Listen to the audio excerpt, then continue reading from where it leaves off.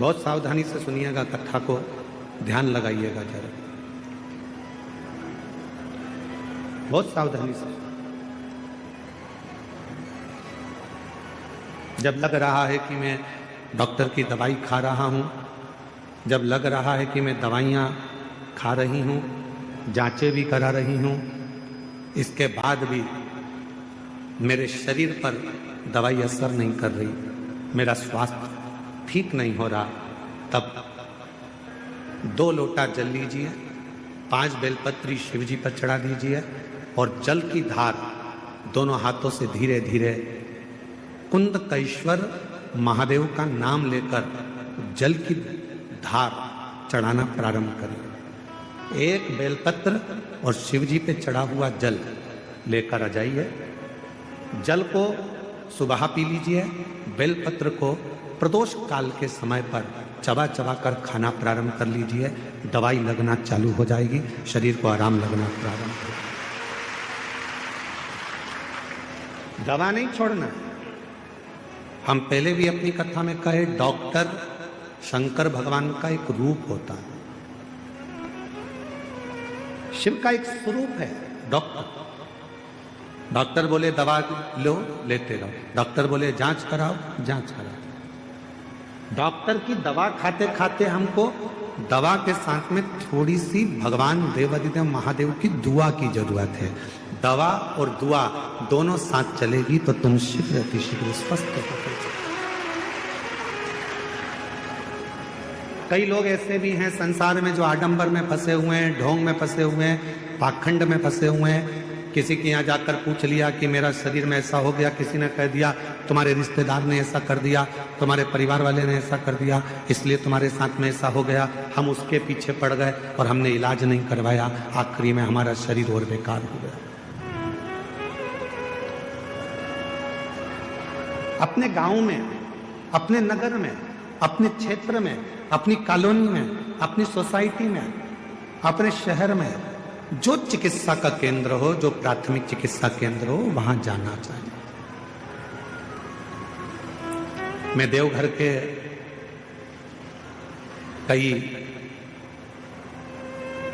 इस देवघर के कई बेटा बेटियों को बहुत बहुत धन्यवाद देना चाहूंगा। इस देवघर के कई बिहार से आए हुए बेटा बेटियों को मैं धन्यवाद देना चाहूंगा। अपना अपना यूट्यूब चैनल वो चलाते हैं, यूट्यूबर हैं, पर हमने अपनी जिंदगी में पहली बार देवघर के ऐसे यूट्यूबर देखे जिन्होंने कथा की एक एक बात अपने यूट्यूब पर डाली। भीड़ ज्यादा है, घर से कथा सुनना। देखो यहाँ बैठने की व्यवस्था इतनी है, सावधानी से जाना। रेलवे स्टेशन से कथा स्थल इतनी दूर है, बस स्टैंड जाओगे तो वहां से ये इतनी दूर है, वहां पर ऐसी व्यवस्था है, वहां वैसी व्यवस्था है। मैं एक एक बेटा बेटी को जिन्होंने अपने YouTube चैनल पर, यूट्यूबरों ने जो अपने चैनलों पर डाला और लोगों को मार्ग बताया, आज तुम्हारा YouTube चैनल धन्य हो गया, सार्थक हो गया। मैं यहाँ की पत्रकार बंधुओं को, यहाँ की सोशल मीडिया को, यहाँ की मीडिया को धन्यवाद दूंगा। उन्होंने एक एक कॉलम अपने अखबारों में छोटा छोटा अलग अलग कॉलम बनाया। सोशल मीडिया ने अलग अलग कॉलम बनाया, कहाँ बैठने की व्यवस्था कैसी है, भोजन करने कैसे जाना है, महाराज जी ने क्या बताया, वृद्ध लोग नहीं जाएं, बीमार व्यक्ति कथा में ना जाए, छोटे बच्चे हैं तो उनको लेकर कथा में ना जाएं, अपने साथ अपनी दवाई गोली लेकर जाएं, 3 किलोमीटर पैदल चलना पड़ेगा। ये पत्रकार बंधुओं ने, ये मीडिया ने, ये सोशल मीडिया ने पूरे झारखंड को, बिहार को, पूरे बंगाल को ये किस तरह से देवघर के कई बेटा बेटी रात्रि को चाय बना बना के लोगों को पिला रहे हैं।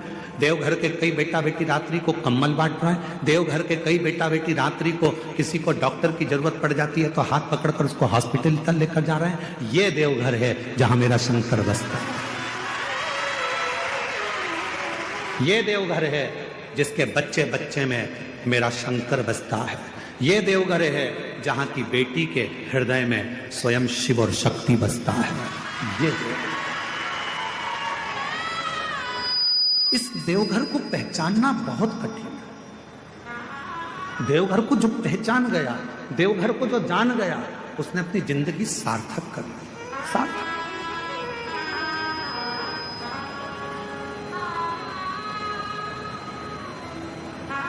और खाली ना जाता कोई दर से तुम्हारे, खाली न जाता कोई दर से तुम्हारे, मैं भी खड़ी हूँ नंदी बाहें पसारे, अपने हृदय से लगा लो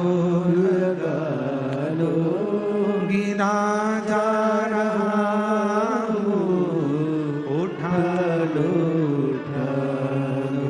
भोले अपने डर से अब तो ना टालो, गिरा जा रहा हूँ, उठा लो। मेरे शिव किसी को खाली नहीं भेजे हैं जीवन में, सबका भंडार भरकर, सबको संपदा देकर। जरा विचार करिए, ये वो पवित्र धरा है जहाँ बेजू ग्वाले ने भगवान शंकर के शिवलिंग को माता पार्वती जी के, माँ आद्य शक्ति माता सती के हृदय में ले जाकर रख दिया। लंका का राजा रावण देखकर थकित रह गया था, तो क्रोध में आकर लंका के राजा रावण ने उस शिवलिंग को अपने अंगूठे से जमीन में धंसाना प्रारंभ कर दिया। पहले तो शिवलिंग उठाना चाहा पर उठा ही नहीं। जब शिवलिंग नहीं उठा तब अपने अंगूठे से भूमि पे उसको दबाना पड़ा। फिर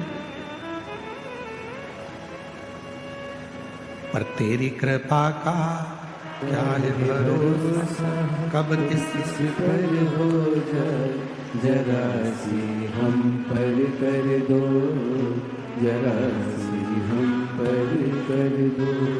जिस पर भी हो गई तेरी कृपा करुणा, वो भव पार हुआ, भव पार हुआ।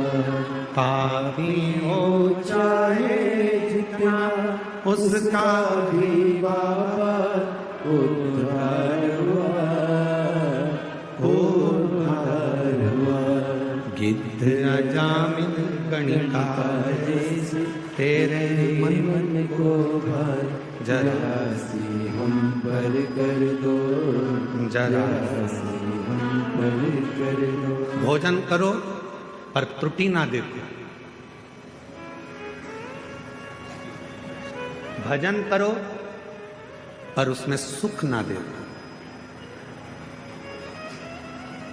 तुम सोचो कि मैं कथा में जा रही हूं और मुझे अच्छी जगह मिल जाएगी, मैं बैठ जाऊंगी कथा सुनने के लिए, मुझे अच्छी जगह मिल जाएगी, अच्छी जगह पे मैं जाके बैठ जाऊंगी। बिल्कुल दूसरी कथा में जाओगे तो जगह अच्छी मिल सकती है, पर शिव पुराण में तो शंकर भगवान के जैसे गण रहते हैं और शंकर भगवान का जैसे कैलाश रहता है, वैसे ही तुम्हें जाना है और वैसे ही बैठना है और वैसे ही श्रवण। बाकी की कथा का हम नहीं कर सकते, क्योंकि बाकी की कथा में तो तुम्हारे लिए कुर्सी भी लगती है, गादी भी लगती है, चद्दर भी बिछती है, तुम्हारे लिए सारी व्यवस्था होती है, कूलर भी लगाए जाते हैं। अब यहाँ तो तुम्हारा हाथ ही कूलर है और तुम्हारा पूरा प्रांगण, जहां तुम कथा को श्रवण करने, चाहे रोड पर बैठे हो, चाहे दुकान में बैठे हो, चाहे गाड़ी में बैठे हो, चाहे पंडाल में बैठे हो, चाहे तुम अपने घर में बैठे हो, जितनी देर तक शिव महापुराण की कथा तुम्हारे घर में चलती है, जितनी देर तुम्हारा मन शंकर की कथा में लगा रहता है, उतनी देर तक ये विचार करना कि तुम कैलाश पर बैठकर शिव पुराण की कथा को श्रवण। भजन में सुख मत देखना कि मुझे ये सुख मिलेगा, मैं कथा सुनने जाऊंगी, मैं वहां जाकर बैठ जाऊंगी। भजन कथा में आओ तो ज्यादा डेंटिंग पेंटिंग करके भी मत आओ, 3 किलोमीटर तक चलोगी, आधी तो पसीने में बह जाओ। अब मालूम पड़े तुमने पेंसिल से लाइन खींची, फिर डब्बा भरा, फिर इधर इधर कुछ चिपका के, फिर धागे से, ऐसा कर कुरा के फिर डेंटिंग पेंटिंग करके सिर पे पल्लू लेके सास के पांव छू के पूछा कहाँ जा रही है? कथा में। किसकी? सीवर वाला महाराज आया है ना, उनकी कथा में। अच्छा हाँ जा बेटा।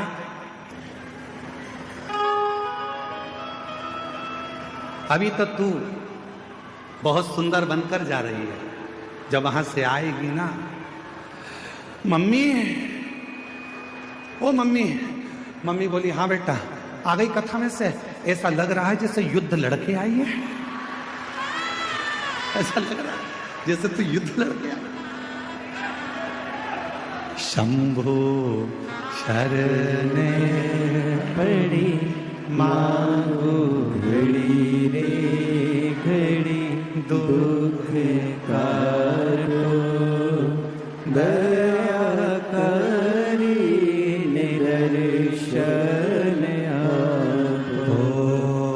शंभो शरण पड़े मांगो घड़ी रे घड़ी दुख काटो दया करी निदर्शन आपो। शिव कथा में आयो, सुख मत देखना। शिव कथा में आप सोचो कि मुझे बैठने की जगह मिल, ना ना, आपको जहां जगह मिल जाए वहीं बैठ जाओ। किसी को कष्ट मत दो, किसी को परेशान मत करो, तो समझना कि तुम्हारा कथा में जाना सार्थक हो गया, तुम कथा में पहुंच गए। अब मालूम पड़ा दर्शन के चक्कर में, देखने के चक्कर में, कथा के चक्कर में एक दूसरे को परेशान कर रहे हो, कष्ट दे रहे हो, और तुम सोचो कि भगवान की कृपा हो जाए, फिर मेरा भोले बाबा कृपा नहीं कर सकता, करुणा नहीं कर सकता, दया। जहां मिले, रोड पर मिले, रोड पर जहां मिल जाए वहां शांति से बैठो, कथा को सुनो, दो शब्द कानों में जाएगा, भगवान का नाम लेना, भगवान का भजन करना। तो भोजन में खोट मत ढूंढना, भजन में सुख मत ढूंढना। इसमें सुख मिलेगा, हमें बैठने की व्यवस्था अच्छी मिलेगी, धन अच्छा मिलेगा, ना ना, भजन करने बैठो तो ये विचार कर कर बैठना, जब भी बाबा वैद्यनाथ जी के दर्शन के लिए जाओ, देवघर की पवित्र भूमि पर आओ और बाबा के जब दर्शन करो तब बाबा से विनय करना, बाबा इतनी कृपा करना जैसे तेरे घर में गणेश जी हैं, तेरे घर में जगत जननी अम्बा है, तेरे घर में सदानंद कार्तिकेय है, तेरे घर में सारे भक्त हैं, तेरे घर में लक्ष्मी है, तेरे घर में नारायण है, तेरे घर में सारा सुख है। मेरे देवघर वाले बाबा, मेरे घर में तू आकर बैठ जाना, वो भी तेरा घर है, और मेरे घर में भी सब संपदा भर देना। ये तेरी, ये तेरी, ये तेरी करुणा।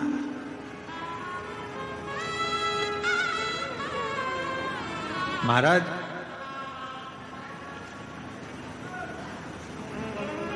बालों को काला करो, मना नहीं है, बालों को काला करो मना नहीं है, पर बालों के चक्कर में गालों को काला करो ये ठीक नहीं है।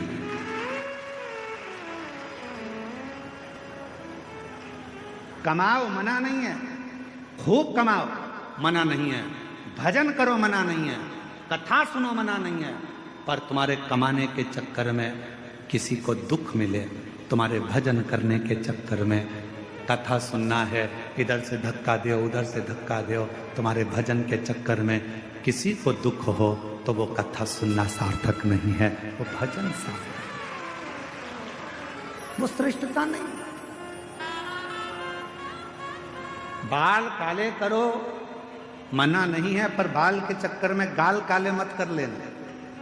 भजन करो मना नहीं है, कमाओ मना नहीं है, दुकान चलाओ, व्यापार करो, नौकरी करो, सर्विस करो, जब तक तुम्हारा शरीर भगवान ने अच्छा बना कर रखा है, मेरा भोले बाबा तुमको स्वस्थ बना कर रखा है, इस शरीर से खूब कमाओ मना नहीं है। मेरा कुबेर भंडारी, मेरा वैद्यनाथ बाबा, तुम सबके घर के खूब भंडार भरे। हम बाबा से यही प्रार्थना करते हैं कि बाबा खूब, ये शरीर, ये शरीर श्रेष्ठ है, खूब कमाओ, खूब आगे बढ़ो। पर कभी कभी ऐसी जिंदगी में आ जाता है कि हमारे जीवन में एक आध समय ऐसा आता है कि खूब होने के बाद भी धीरे धीरे धीरे धीरे वो कम हो जाता है। शंकर का एक बड़ा सुंदर चरित्र, बड़ा सुंदर चरित्र। शिव महापुराण में आता है, एक सुख नाम के राजा थे। बहुत सावधानी से सुनना, आज कथा का छठा दिन है। आज कथा की शिवरात्रि है। कल कथा पंडाल में सुबह 8 बजे से 11 बजे तक हो जाएगी। 1 बजे टीवी पर आएगी। बहुत सावधानी से कथा का रसतत्व ग्रहण करिए। बहुत दूर दूर से आए हो, 200-500 रुपए खर्च कर आए हो, बहुत ध्यान लगाना। आज कथा के बाद में बाबा से विनती कर, झोली पसार कर कहकर जाना, मेरी झोली तू भरना, 3 महीने में मुझे जो मांगा है वो दे देना, फिर कथा के पंडाल में जाकर पत्र अवश्य लिख कर देना। महाराज, एक सुख नाम के राजा थे, पांड्य देश में रहते थे। बहुत अच्छा वैभव था उनका, बहुत धन था उनके पास, कोई संपदा की कमी नहीं थी उनके पास, बहुत वैभव। धर्मपत्नी भी बहुत अच्छी थी, बच्चे थे वो भी अच्छे थे। चारों तरफ उसका राज्य फैला हुआ था। पर एक बार नगर में अकाल पड़ गया। अकाल, वृक्ष फल नहीं देते, अन्न नहीं होता, पीने का पानी नहीं है। जितनी राज्य में घोड़े थे, हाथी थे, सेना थी, रथ थे, सब धीरे धीरे वो घोड़े हाथी बीमार होते चले गए, मरते चले गए। अकाल। सुख नाम के राजा के आसपास का जितना क्षेत्र था, सारे क्षेत्र में अकाल पड़ा हुआ था, बीमारी आ गई थी, जिस बीमारी ने चारों तरफ से लोगों को घेर लिया। बीमारी,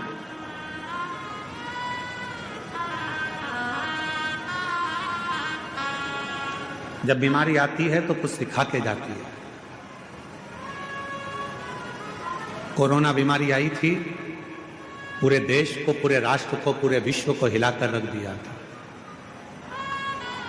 कपड़े की दुकान पर, शोरूम पर कपड़े भरे की भरे रह गए थे, और एक छोटा सा मास्क जिसकी कोई कीमत नहीं थी, 5 रुपए का, वो लोगों के मुख पर आ गया था, और करोड़ों रुपए का कपड़ा फैक्ट्री में बना बनाया रह गया। कोरोना बीमारी ने यह दिखाया, कोरोना बीमारी ने सिखाया कि किसी को हल्के में मत लेना, किसी को कमजोर मत समझना। कब किससे कहां पाला पड़ सकता है कोई मालूम नहीं है। लोग समझते हैं गरीब है, लोग समझते हैं ऐसा है, अनपढ़ है, बेकार है, गरीब है, लोग उसको धुतकारते हैं, हटाते हैं, पूछते नहीं है, समझते नहीं है। तुम क्या सोच के बैठे हो कि जिंदगी में वो हमेशा गरीब ही रहेगा? शिव पुराण की कथा कहती है, अगर मेरे बाबा देवाधिदेव महादेव के भजन में वो लग गया, भले गरीब है, तुमने नहीं पूछा, सम्मान नहीं दिया, आदर नहीं किया, सत्कार नहीं किया, उसको कुछ भी नहीं किया तुम लोगों ने, और वो गरीब था, गरीब था, गरीब था, और एक दिन वो शिव पुराण की कथा में पहुंच गया, और उसने अपने मंदिर में 1 लोटा जल चढ़ाना प्रारंभ कर दिया, और एक दिन मेरे महादेव ने उसका हाथ पकड़कर उसे उन्नति की सीढ़ी पर चढ़ा दिया। तो एक दिन तुमको भी उसके हाथ जोड़ना पड़ सकता है। और देखा, इस व्यासपीठ ने 30 साल में, 30 साल कथा के इस पड़ाव में चल रहे हैं, और 30 साल इस कथा को होते चले गए। 30 साल में हमने देखा, जो बहुत साधारण सा था, लोग उसको गिनते नहीं थे, हटा देते थे, धक्का मार देते थे, अपशब्द कह देते थे, वो एक दिन इतने सिंहासन पर जाकर बैठ गया कि अब उससे मिलने के लिए लोगों को टाइम लेना पड़ता है। समय लेना पड़ता। अच्छा, तुम अभी बिहार का चुनाव हुआ, बिहार में कई